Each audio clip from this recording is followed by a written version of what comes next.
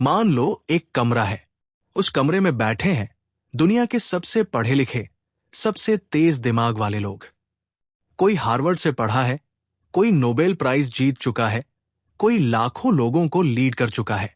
सबको लगता है ये लोग कभी बेवकूफी नहीं कर सकते, लेकिन फिर वही लोग ऐसे फैसले लेते हैं जो बाहर से देखने पर एक साधारण इंसान भी न ले।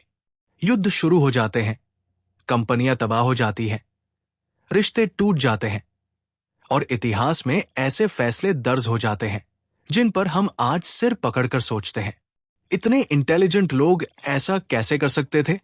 यहीं से इस किताब की कहानी शुरू होती है। लेखक हमें एक अनकंफर्टेबल सवाल के सामने खड़ा करता है। क्या ज्यादा इंटेलिजेंट होना हमेशा फायदेमंद होता है, या फिर कभी कभी यही इंटेलिजेंस हमारे लिए एक ट्रैप बन जाती है। अब एक कहानी सुनो। एक 960 एस्काज़माना। अमेरिका दुनिया की सबसे पावरफुल नेशन बन चुका था। उसके पास best universities, best analysts, best generals थे। वियतनाम वॉर का फैसला भी इन्हीं ब्रिलियंट माइंड्स ने लिया। हर रिपोर्ट, हर कैलकुलेशन, हर डेटा पॉइंट कह रहा था हम जीतेंगे। लेकिन हुआ क्या? सालों तक चला युद्ध, लाखों जाने गई और अंत में हार। बाद में जब एनालिस्ट्स ने पीछे मुड़कर देखा तो उन्हें एक अजीब चीज दिखी। डेटा गलत नहीं था, आईक्यू कम नहीं था। प्रॉब्लम यह थी कि ये लोग अपनी इंटेलिजेंस से इतने कन्विंस थे कि उन्होंने अपनी सोच को क्वेश्चन करना ही बंद कर दिया था। यहीं से किताब का कोर आइडिया सामने आता है। इंटेलिजेंस आपको स्मार्ट नहीं बनाती, इंटेलिजेंस आपको कॉन्फिडेंट बनाती है, और कभी कभी जरूरत से ज्यादा कॉन्फिडेंट। हम बचपन से सुनते आए हैं, पढ़ाई करो, इंटेलिजेंट बनो, सब सही हो जाएगा। लेकिन लेखक कहता है पढ़ाई प्लस इंटेलिजेंस सही फैसले, ये इक्वेशन हमेशा काम नहीं करती। कई बार इंटेलिजेंस हमें ये इल्यूजन देती है कि मुझे सब पता है, और जैसे ही ये इल्यूजन आता है सीखना रुक जाता है। अब एक और कहानी। एक आदमी था, बहुत brilliant doctor, top medical journals पढ़ता था, कॉन्फ्रेंसेस में बोलता था, स्टूडेंट्स उसे आइडल मानते थे। लेकिन जब बात आई अपने ही मरीजों के इलाज की, वो लगातार गलत डायग्नोसिस करता गया। क्यों? क्योंकि उसके दिमाग में पहले से एक आंसर होता था। वो सिम्टम्स को नहीं देखता था, वो सिम्टम्स को अपने आंसर में फिट करता था। यही है इंटेलिजेंस ट्रैप। जब आपका दिमाग इतना तेज होता है कि वो किसी भी चीज को जस्टिफाई कर सकता है, तो आप सच्चाई नहीं ढूंढते, आप अपनी सोच को बचाने लगते हैं। अब जरा खुद के बारे में सोचो।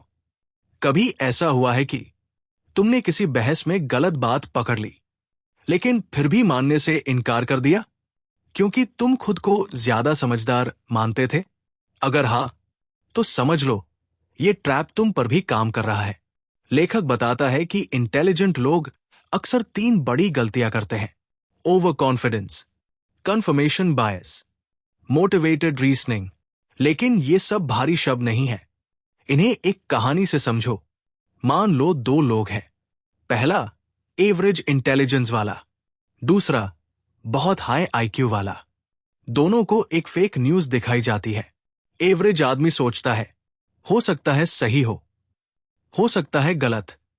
हाई आईक्यू वाला सोचता है मैं साबित कर सकता हूं कि यह सही है, और वो सच में साबित कर देता है, अपने लॉजिक से, अपने आर्ग्यूमेंट से, अपने डेटा से। प्रॉब्लम यह नहीं कि वो झूठ मान रहा है, प्रॉब्लम यह है कि वो सच जानने की कोशिश ही नहीं कर रहा, वो सिर्फ जीतना चाहता है। यही किताब एक ब्रूटल सच बोलती है। ज्यादा इंटेलिजेंट लोग अक्सर बहस जीतते हैं, लेकिन सच हार जाता है। अब लेखक साइंस की दुनिया में ले जाता है। एक एक्सपेरिमेंट में देखा गया कि हाई आईक्यू लोग कॉन्स्पिरेसी थ्योरीज को ज्यादा अच्छे से डिफेंड कर पाते हैं। क्यों? क्योंकि उनके पास बेहतर रीजनिंग स्किल्स होते हैं। पर रीजनिंग का इस्तेमाल वो सच्चाई खोजने में नहीं करते, बल्कि अपने बिलीफ को बचाने में करते हैं। और यही एक बहुत डेंजरस इल्यूजन पैदा होती है। अगर मैं इतना लॉजिकल हूं तो मैं गलत कैसे हो सकता हूं? यही सवाल इंसान को अंधा बना देता है। अब जरा एक पर्सनल लेवल स्टोरी। एक लड़की थी, बहुत शार्प, टॉपर, हर एग्जाम में फर्स्ट, लेकिन रिश्तों में बार बार फेल। क्यों? क्योंकि वो हर आर्ग्यूमेंट को लॉजिक से जीतना चाहती थी। वो समझना नहीं चाहती थी, वो प्रूव करना चाहती थी। धीरे धीरे लोग उससे इमोशनली दूर होने लगे। ये भी इंटेलिजेंस ट्रैप है। किताब हमें ये सिखाती है कि जिंदगी सिर्फ आईक्यू से नहीं चलती। जिंदगी चलती है ह्यूमिलिटी से, क्यूरियोसिटी से, और ये मानने से कि मैं गलत हो सकता हूं। अब जरा सोचो, अगर इंटेलिजेंस सच में इतनी भरोसेमंद होती तो दुनिया के सबसे इंटेलिजेंट लोग सबसे कम गलतियां करते।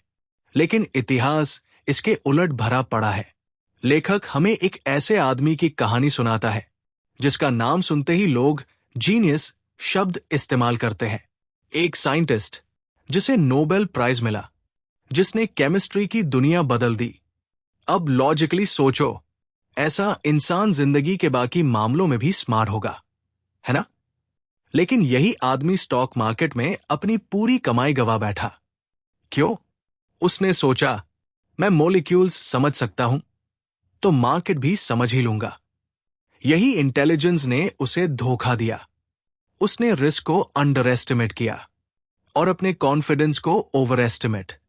किताब बार बार एक बात पर जोर देती है, इंटेलिजेंस आपको यह महसूस करा सकती है कि आप हर गेम के मास्टर हो, जबकि असल में हर गेम के रूल्स अलग होते हैं। अब एक कॉर्पोरेट वर्ल्ड की कहानी। 2008 की फाइनेंशियल क्राइसिस से पहले दुनिया के सबसे बड़े बैंक्स में दुनिया के सबसे ब्रिलियंट माइंड्स काम कर रहे थे। हार्वर्ड, स्टैनफोर्ड, ऑक्सफोर्ड, सबके टॉपर्स। उनके पास मॉडल्स थे, एल्गोरिदम्स थे, प्रेडिक्शंस थी, और फिर भी पूरी सिस्टम कोलैप्स हो गई। बाद में जब इन्वेस्टिगेशन हुई तो पाया गया कि प्रॉब्लम इग्नोरेंस नहीं थी, प्रॉब्लम थी अति आत्मविश्वास, ओवर कॉन्फिडेंस। हर एनालिस्ट को लगता था अगर कुछ गलत होता तो मैं पकड़ लेता, लेकिन किसी ने यह नहीं सोचा अगर हम सभी गलत सोच रहे हो तो। यही लेखक एक पावरफुल लाइन कहता है, इंटेलिजेंस ट्रैप तब बनती है जब एक रूम में सब स्मार्ट हो और कोई भी मूर्ख सवाल पूछने को तैयार ना हो। अब एक साइकोलॉजिकल एक्सपेरिमेंट की कहानी। रिसर्चर्स ने 2 ग्रुप्स बनाए। Group A, average intelligence, group B, very high intelligence. दोनों को कॉम्प्लेक्स प्रॉब्लम्स दिए गए। इंटरेस्टिंग रिजल्ट यह था कि हाई इंटेलिजेंस ग्रुप ज्यादा बार गलत निकला। क्यों? क्योंकि वो जल्दी कंक्लूजन पर पहुंच जाते थे। वो अपनी पहली सोच को ही सही मान लेते थे और अल्टरनेटिव पॉसिबिलिटीज एक्सप्लोर नहीं करते थे। एवरेज ग्रुप ज्यादा धीरे सोचता था, लेकिन ज्यादा ओपन माइंडेड था। यहीं से किताब एक नया कॉन्सेप्ट इंट्रोड्यूस करती है, एक्टिवली ओपन माइंडेड थिंकिंग। मतलब सिर्फ ये नहीं पूछना कि मैं कैसे सही हूं, बल्कि ये पूछना कि मैं कहां गलत हो सकता हूं। अब एक और दिलचस्प कहानी। एक जज, बहुत इंटेलिजेंट, बहुत एक्सपीरियंस्ड। उसके फैसले ज्यादातर लॉजिकल होते थे, लेकिन जब रिसर्चर्स ने उसके फैसलों का डेटा देखा तो एक शॉकिंग पैटर्न मिला। लंच से पहले ज्यादा सजाएं, लंच के बाद ज्यादा परोल। इंटेलिजेंस वही थी, एक्सपीरियंस वही था, फिर फर्क क्यों? क्योंकि ह्यूमन माइंड लॉजिकल नहीं, इमोशनल भी होता है, और इंटेलिजेंट लोग अक्सर ये मानने से इनकार कर देते हैं। यही किताब इमोशनल इंटेलिजेंस की बात करती है। लेखक कहता है, आप कितना जानते हो उससे ज्यादा जरूरी है आप अपनी सीमाओं को कितना जानते हो। अब एक पॉलिटिकल एग्जाम्पल। इतिहास में कई लीडर्स थे जो बहुत शार्प थे, एक्सीलेंट स्पीकर्स थे, स्ट्रैटेजी के मास्टर्स थे, लेकिन उन्होंने सराउंडिंग लोगों को सिर्फ हाँ बोलने वाले बना लिया। जो डिसएग्री करता वो बाहर। धीरे धीरे लीडर को लगने लगा मैं गलत हो ही नहीं सकता, और वहीं से डिजास्टर शुरू हुआ। किताब इसे कहती है एको चेंबर ऑफ इंटेलिजेंस, जहां स्मार्ट लोग सिर्फ स्मार्ट दिखने वाली बातें सुनते हैं, सच नहीं, अब जरा अपने डेली लाइफ में लाओ। जब तुम किसी एडवाइस को इग्नोर कर देते हो क्योंकि वो कम पढ़े लिखे इंसान से आई, जब तुम फीडबैक को ईगो पर ले लेते हो, जब तुम कहते हो मुझे पता है तुम नहीं समझोगे, ये सब इंटेलिजेंस ट्रैप के सिम्टम्स है। अब लेखक एक बहुत जेंटल लेकिन डीप बात कहता है। विजडम इंटेलिजेंस से नहीं आती, विजडम आती है डाउट से। यही वजह है कि साइंटिफिक प्रोग्रेस उन लोगों से नहीं हुआ जो खुद को सबसे ज्यादा स्मार्ट समझते थे, बल्कि उनसे हुआ जो कहते थे मुझे नहीं पता। अब तक तुम्हें यह साफ दिखने लगा होगा कि प्रॉब्लम इंटेलिजेंस नहीं है, प्रॉब्लम है इंटेलिजेंस का गलत इस्तेमाल। तो सवाल उठता है, अगर इंटेलिजेंट होना ही खतरा बन सकता है तो इससे बचा कैसे जाए? यही किताब असली गेम बदलती है। लेखक एक बहुत साधारण लेकिन पावरफुल ऑब्जर्वेशन से शुरुआत करता है। वो कहता है, दुनिया में कुछ लोग ऐसे होते हैं जो बहुत इंटेलिजेंट होते हैं, बहुत सक्सेसफुल भी होते हैं, और फिर भी खुलकर मान लेते हैं कि वो गलत हो सकते हैं। यही लोग इंटेलिजेंस ट्रैप से बचे रहते हैं। अब एक कहानी। एक आदमी था, बहुत बड़ा बिजनेस लीडर। उसने कई कंपनीज खड़ी की थी, लेकिन उसकी एक आदत थी। हर बड़ी मीटिंग के अंत में वो पूछता था, अब बताओ मैं कहां गलत हो सकता हूं? शुरुआत में लोग चुप रहते थे क्योंकि बॉस के सामने कौन बोले, लेकिन उसने रूल बना दिया, जो उसकी गलती बताएगा उसे पनिश नहीं रिवॉर्ड मिलेगा। धीरे धीरे कल्चर बदला और यही उसकी कंपनीज को डूबने से बचाता रहा। किताब इसे कहती है कॉन्फिडेंस विद ह्यूमिलिटी, मतलब अपने फैसलों पर भरोसा रखो लेकिन अपने ईगो पर नहीं। अब एक साइकोलॉजिकल टूल की बात आती है जिसे लेखक बहुत जोर देकर समझाता है, प्रीमोर्टम थिंकिंग। मतलब कोई डिसीजन लेने से पहले ये मत सोचो सब ठीक कैसे होगा, बल्कि सोचो अगर ये डिसीजन फेल हुआ तो क्यों होगा। इस सवाल से ब्लाइंड स्पॉट्स दिखने लगते हैं, ओवर कॉन्फिडेंस कम होता है और इंटेलिजेंस ट्रैप ढीली पड़ने लगती है। अब एक डॉक्टर की कहानी। एक सर्जन था, बहुत स्किल्ड, बहुत एक्सपीरियंस्ड, लेकिन वो एक हैबिट फॉलो करता था। हर सर्जरी से पहले वो खुद से पूछता था, अगर ये ऑपरेशन खराब हुआ तो मेरी वजह से कैसे हो सकता है। ये सोचकर वो एक्स्ट्रा चेक्स करता, एक्स्ट्रा ओपिनियंस लेता। नतीजा, उसकी फेलियर रेट बाकी सर्जन से बहुत कम थी। अब किताब एक शॉकिंग रिसर्च बताती है, जिन प्रोफेशंस में आईक्यू सबसे ज्यादा होता है, ईगो सबसे ज्यादा होता है और ह्यूमिलिटी सबसे कम होती है, वही मिस्टेक्स सबसे महंगी होती है। डॉक्टर्स, पायलट्स, सीईओएस, जजेस। इसलिए स्मार्टेस्ट लोग वही होते हैं जो स्लो डाउन करना सीख जाते हैं। अब एक और कॉन्सेप्ट आता है, थिंकिंग इन प्रोबेबिलिटीज। नॉर्मल लोग सोचते हैं ये सही है या ये गलत है। वाइज लोग सोचते हैं इसके सही होने की संभावना 60% है। ये छोटा सा फर्क डिसीजन मेकिंग में बहुत बड़ा बदलाव लाता है। अब जरा अपनी जिंदगी से जोड़ो। जब तुम कहते हो ये प्लान 100% काम करेगा, वो इंसान ऐसा ही है, मैं उसे समझ चुका हूं। यही इंटेलिजेंस ट्रैप फिर से एक्टिव हो जाती है। लेकिन अगर तुम कहो हो सकता है मैं गलत हो, मेरी अंडरस्टैंडिंग इनकम्प्लीट हो सकती है, तो सीखने का दरवाजा खुल जाता है। अब किताब एक बहुत प्यारी लाइन कहती है, the smartest people don't need to look smart. जो सच में इंटेलिजेंट होते हैं उन्हें प्रूव करने की जरूरत नहीं पड़ती। अब एक क्लासरूम स्टोरी। एक टीचर था, स्टूडेंट्स उससे सवाल पूछने से डरते थे। दूसरा टीचर था जो क्लास में खुद कहता था, अगर मुझसे गलती हो जाए तो पकड़ लेना। गेस करो किस टीचर से बच्चे ज्यादा सीखते थे? किताब यहां इमोशनल इंटेलिजेंस को फिर से टच करती है। स्मार्ट लोग इमोशंस को इग्नोर नहीं करते, स्मार्ट लोग इमोशंस को डेटा मानते हैं। अगर किसी डिस्कशन में गुस्सा आ रहा है, ईगो हर्ट हो रही है, डिफेंड करने का मन कर रहा है, तो समझो सच दिमाग से नहीं, ईगो से देखा जा रहा है। अब एक पर्सनल हैबिट की बात। लेखक कहता है, हर इंटेलिजेंट इंसान को एक इंटेलेक्चुअल सेफ स्पेस चाहिए। ऐसा इंसान जो तुम्हें चैलेंज करे, जो तुम्हारी हां में हां न मिलाए, और जिसे तुम सच बोलने की परमिशन दो, वरना इंटेलिजेंस धीरे धीरे ब्लाइंड बन जाती है। चलो, अब कहानी उस मोड़ पर आती है जहां यह किताब सिर्फ समझाने की नहीं, आईना दिखाने की किताब बन जाती है। अब तक तुम ये समझ चुके हो कि इंटेलिजेंस अपने आप में बुरी चीज नहीं है, लेकिन जब वो अकेली चलने लगती है तो रास्ता भटका देती है। अब लेखक हमें हमारी डेली लाइफ में ले आता है, क्योंकि इंटेलिजेंस ट्रैप सिर्फ लैबोरेटरीज, वॉर्स या बोर्डरूम्स में नहीं होती। ये हमारे घर, रिश्तों और दिमाग में रोज चलती है। सबसे पहले रिलेशनशिप्स। एक आदमी था, बहुत लॉजिकल, बहुत शार्प। उसका मानना था कि हर प्रॉब्लम का सल्यूशन लॉजिक से निकलता है। उसकी पार्टनर जब परेशान होती, वो तुरंत सल्यूशंस देने लगता। ऐसा कर लो, ये सोचो ही मत, इसमें प्रॉब्लम कहां है। धीरे धीरे पार्टनर ने बात करना ही बंद कर दिया। क्यों? क्योंकि वो समझी नहीं जाना चाहती थी, वो सुनी जाना चाहती थी।